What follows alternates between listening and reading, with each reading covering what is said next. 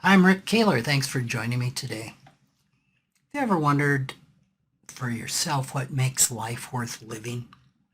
This question is really at the heart of financial life planning and financial therapy. I remember when my late mentor and friend, Dick Wagner, when he would talk about a trip that he took to Japan. And he was reviewing a person's financial statement, and along with the normal categories of assets, was one category that was titled worth living. It didn't have any dollar amount associated with it, and that kind of grabbed Dick's curiosity. And he asked, what's that category mean? Because there was no value given to that category, no dollar amount.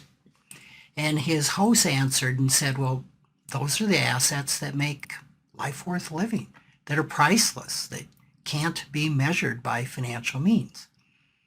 And Dick said, well, like what? And the host said, oh, like family, health, occupation, things like that. As Dick would tell this story, money was never mentioned as part of the assets that made life worth living. I was left wondering where the Japanese ranked financial assets. Were they inclusive or exclusive of what made life worth living for them? And then also, what do people around the world value in life? Well, a recent study by the Pew Research Center came out on November 18th, 2021, which was called What Makes Life Meaningful, really piqued my curiosity around this and resolved my questions.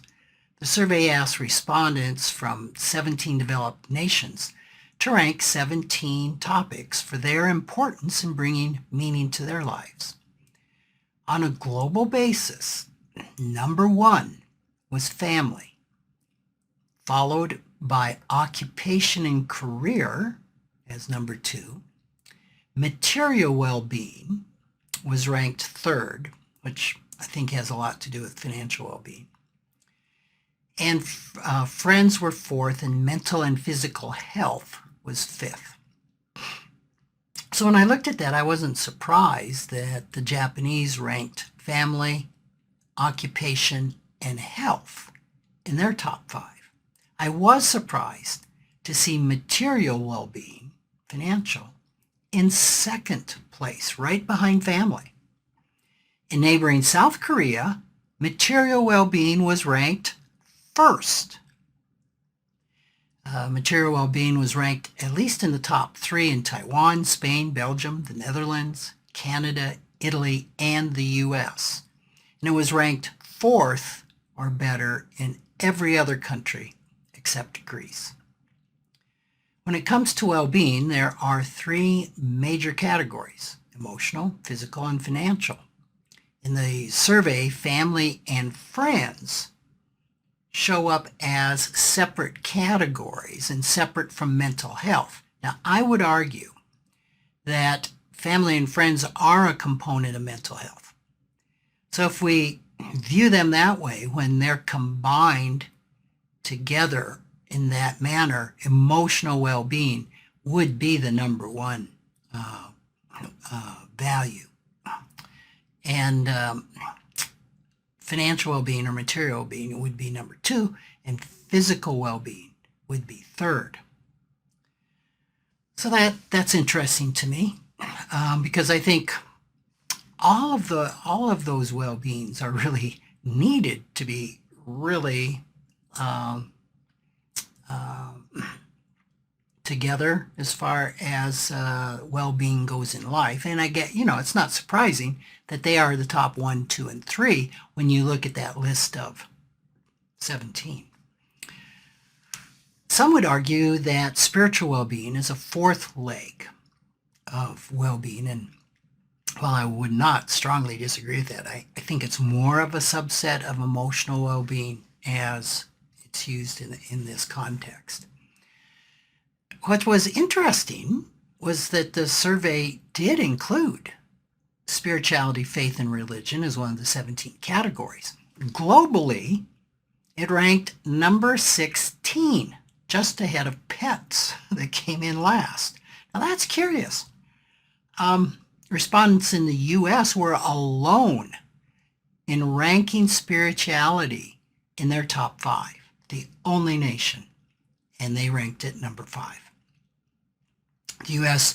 was also one of the 6 countries that didn't rate physical and emotional health in their top 5.